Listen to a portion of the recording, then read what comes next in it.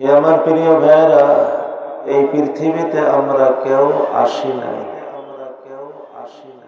আমাদেরকে আনা হয়েছে।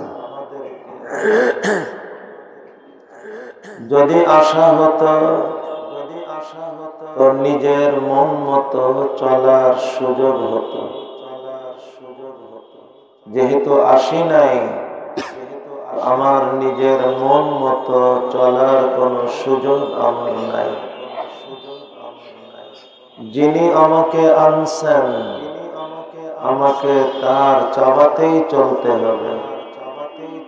কে আমাদেরকে আনছেন? তো আল্লাহ চাহি জীবন, রব চাহি জীবন গ্রহণ করতে হবে। মন চাহি জীবন ছেড়ে, দিল চাহি জীবন ছেড়ে, আল্লাহ চাহি জীবন।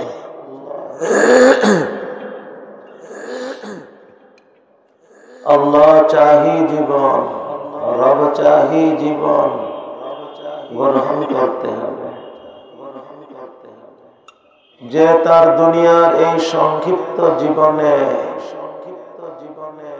নিজের চাওয়াকে বিসর্জন দিয়ে, মন চাহি জীবনকে বিসর্জন দিয়ে আল্লাহ চাহি জীবন, রব চাহি জীবন গ্রহণ করবে, সেই এই পৃথিবীর একজন কামিয়াব মানুষ হতে পারবে। হে আমার প্রিয় ভাইরা, রব চাহি জীবনের বাহিরে কোন মানুষের সফলতা নাই নাই নাই। মন চাহি জীবনের মধ্যে কোনো শান্তি নাই নাই নাই। মন চাহি জীবন ছেড়ে, দিল চাহি জীবন ছেড়ে, রব চাহি জীবন, আল্লাহ চাহি জীবন আমাদেরকে গ্রহণ করতে হবে। লাভ কি হবে? দুনিয়ার এই সংক্ষিপ্ত জীবনে যে মনের চাওয়াকে বিসর্জন দিয়ে দিয়ে আখিরাতের জীবনে পৌঁছবে, জীবন সে মনের চাওয়াকে বিসর্জন দিয়ে এসেছিল, আর সে যা চাবে আল্লাহ তার সমস্ত চাওয়াকে পুরা করবে। শুধু চাওয়া না, সে যা ভাববে আল্লাহ তার ভাবনাকেও পুরা করে দিবে। কুরআন সরাসরি শোনাইতেছে আখিরাতের জিন্দেগি যখন কামিয়াব হবে তো কেমন হবে। ওয়ালাকুম ফিহা মা তাশতাহি আনফুসুকুম ওয়ালাকুম ফিহা মা তাদউন। আরে চাইতে দেরি, মিলতে দেরি হবে না। চাওয়া না, ভাবতে দেরি, পাইতে দেরি হবে। সে যা চাবে, সে যা ভাববে তা তো তার মিলবেই মিলবে, তার চাওয়ার অতিরিক্ত দেওয়া হবে, তার ভাবনার অতিরিক্ত তাকে দেওয়া হবে। রব চাহি জীবন যদি কেউ বানাইতে পারে, আল্লাহ তাআলা তার দুনিয়াতে অপ্রাপ্তির মধ্যেও এমন শান্তি দিবে যা রাজা বাদশারাও কোনদিন কল্পনা করতে পারে। সম্পদের পাহাড় হতে পারে, শান্তির বস্তু তাদের কাছে থাকতে পারে, কিন্তু শান্তি মন চাহি জীবন বিসর্জন দিয়ে আল্লাহ চাহি জীবন গ্রহণ করার মধ্যে। সম্পদ তো উদ্দেশ্য না, উদ্দেশ্য তো শান্তি। মনে রাখা, শান্তি আমার মাওলা ৯৯ নামের এক নাম আসসালাম। শান্তি আমার মাওলা ৯৯ নামের এক নাম আসসালাম। আল্লাহ তাআলা তার নাম আসসালাম শান্তি রেখে একথা বুঝিয়েছেন, শান্তি চাও, শান্তির মাওলাকে পাওয়ার চেষ্টা করো। যদি শান্তির মাওলা সালাম মাওলাকে পেয়ে যাও, কোটিপতি হলেও শান্তি পাবে, সম্পদ না থাকলেও শান্তি পাবে, এসি ঘরেও শান্তি পাবে, বাহ্যিক দেখ নেই কষ্টে ডুবে আছে তখনও শান্তি পাবে। যেহেতু আপনারা আস্থা রাখেন, আমি কথাকে ভেঙ্গে বলতেছি না, কারণ বলার সময় না। কুরআন ও হাদিসের কথার নির্যাস কথা আপনাদেরকে শোনাইতেছি। হে আমার প্রিয় ভাইরা, আবার কথাকে দোহরায় নেন, দিলের মধ্যে বসায় নেন। পৃথিবীতে আমরা আসি নাই, আমাদেরকে আনা হয়েছে। যদি আশা হতো আমার নিজের মন মতো চলার সুযোগ আমার হতো।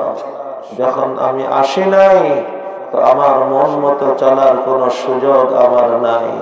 মন চাহি জিন্দেগির কোনো সুযোগ নাই। রব চাহি জীবন আমাকে গ্রহণ করতে হবে, কারণ তিনি আমাকে দুনিয়াতে এনেছেন, সব কিছুই তিনি আমাকে দিয়েছেন। কেউ যদি রব চাহি জীবন, আল্লাহ চাহি জীবন গ্রহণ করে, সরাসরি কোরআনের ওয়াদা, আল্লাহ তাকে দুনিয়াতে হায়াতে তাইয়্যিবা দান করবেন।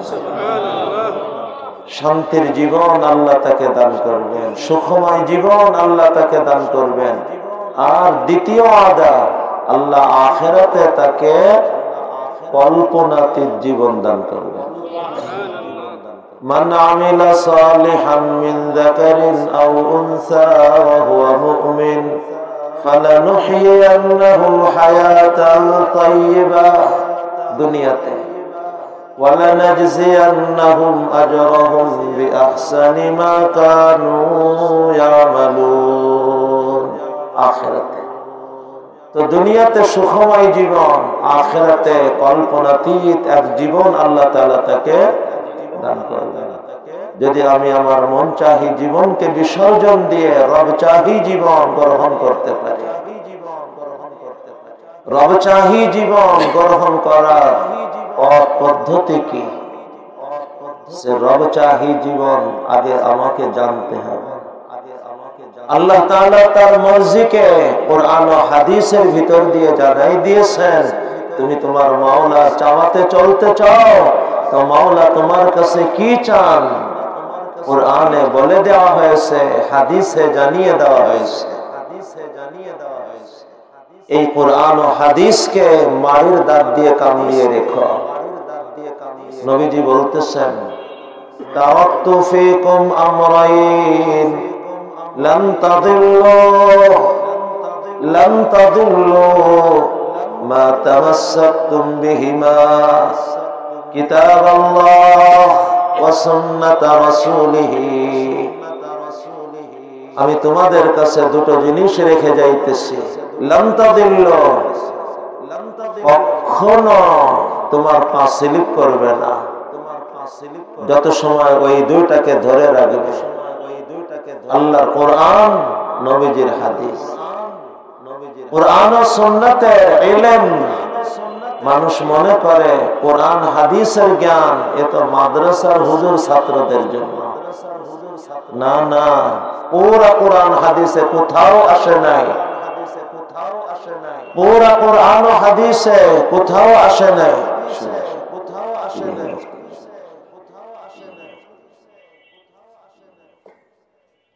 যে কোরআন ও হাদিস শুধু মাদ্রাসার হুজুর ছাত্রদের জন্য। লক্ষ্য করেন, সর্বপ্রথম ওহী সবাইকে উন্মুক্ত করে আল্লাহ তাআলা বলতেছেন, ইকরা, পড়ো। হে মাদ্রাসার উস্তাদ ছাত্র, তোমাকেও। কলেজ ভার্সিটির শিক্ষক ছাত্র, তোমাকেও। দাওয়াতের মেহনতে সময় লাগানো সাথী, তোমাকেও। আত্মশুদ্ধির মেহনতে সময় লাগানো সাথী, তোমাকেও। ব্যবসায়ী, তোমাকেও। চাকরিজীবী, তোমাকেও। দিনমজুর, তোমাকেও। প্রশাসনের লোক তুমি, তোমাকেও। রাজনীতি করা মানুষ, তোমাকেও। কৃষক তুমি, তোমাকেও। সবাইকে উদ্দেশ্য করে ইকরা, ইকরা। এই কোরআন তোমার জন্য, তোমাদের প্রত্যেকের জন্য। প্রথম ওহী 5 আয়াতের 5 আয়াতের বক্তব্য একই কথা, পড়ো পড়ো এই কোরআন তোমাদের জন্য। আল্লাহর মর্জি কোরআনে আল্লাহ তাআলা কোরআন ও হাদিসের রূপে যে দিয়েছেন, এ আজকের জানানো কথা না। যখন আমাদের আদি পিতা হযরত আদম আলাইহিস সালামের ভিতর দিয়ে আমাদেরকে দুনিয়াতে নামানো হইতেছে, সেই সময়ে আল্লাহ তাআলা বলে দিয়েছেন, কুলনা হাবিতু মিনহা জামিআ ফাইম্মা ইয়াতিয়ান্নাকুম মিন্নী হুদা فإما يأتينكم مني هدى فمن تبع هداي فلا خوف عليهم ولا هم يحزنون। আমাদের প্রত্যেককে উদ্দেশ্য করে আল্লাহ তাআলার পক্ষ থেকে এই কোরআন ও হাদিস। অতএব আমি যদি মন চাহি জীবন বাদ দিয়ে রব চাহি জীবন গ্রহণ করতে চাই, আমাকে সর্বপ্রথম আমার রবের চাওয়া তো জানতে হবে। চাওয়া জানবো কিভাবে?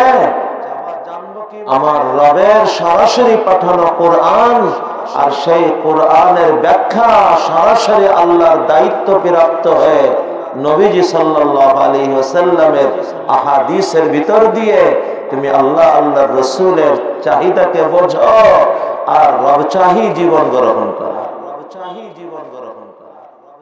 অতএব আজকের ইখতিতামি মজলিসে আমি আপনাদের খিদমতে আরজ করতে চাই, আমি যদি মন চাহি জীবন বাদ দিয়ে রব চাহি জীবন গ্রহণ করতে চাই, নিয়ত করে নি জীবনের শেষ দিন পর্যন্ত আল্লাহর মর্জি জানার লক্ষ্যে আমি কোরআন ও হাদিসের জ্ঞান অর্জন করার ছাত্র হয়ে যাব।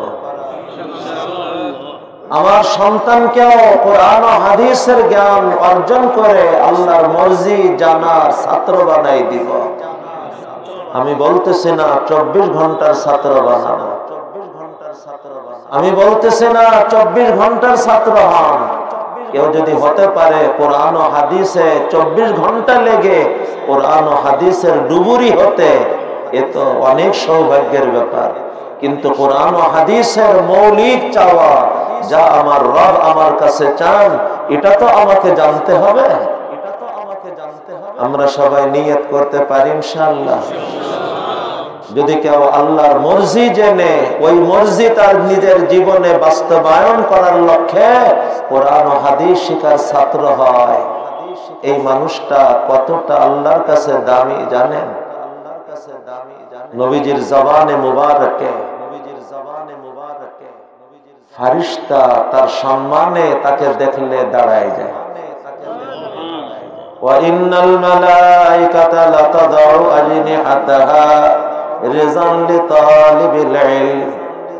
এই মানুষটা এই বিশ্বের জন্য, শুধু মানব জাতি না, বিশ্ববাসীর জন্য, গোটা সৃষ্টি জগতের জন্য কতটা কল্যাণের। নবীজি বলেন, গর্তের পিপিলিকা আর সমুদ্রের মাছ পর্যন্ত তার লক্ষ্যে দোয়া করে। কেন তার জন্য দোয়া করে? কারণ এই মানুষটা যতদিন আছে, এই মানুষকে কেন্দ্র করে যে রহমত আর বরকত আল্লাহ পাঠান, সেই রহমত আর বরকত গর্তের পিপিলিকাও পায়, সমুদ্রের মাছও পায়। এই মানুষটা কতটা দামি, গত পরশুদিন সম্ভবত শুনিয়েছিলাম, গতকালই তো শোনাইলাম। হে আমার প্রিয় ভাইরা, যে রবের চাহিদাকে জেনে রবের চাহিদাকে জিন্দা করতে কোরআন ও হাদিসের ছাত্র হয়, শুধু এই নিয়ত, আমার রবের চাহিদা আমি জানবো আর সেই চাহিদা আমি জিন্দা করব আমার জীবনে, আমার পরিবারে, আমার সমাজে।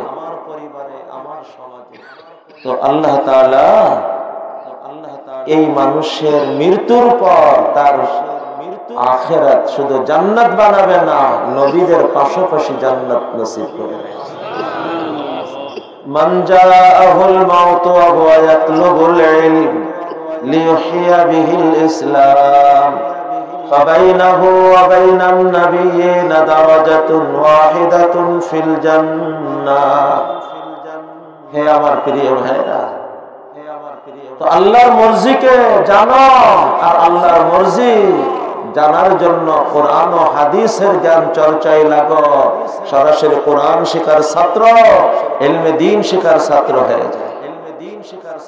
আর এখন তো আলহামদুলিল্লাহ বাংলাতেও অনেক নির্ভরযোগ্য অনুবাদ আর ব্যাখ্যা গ্রন্থ এসে গেছে।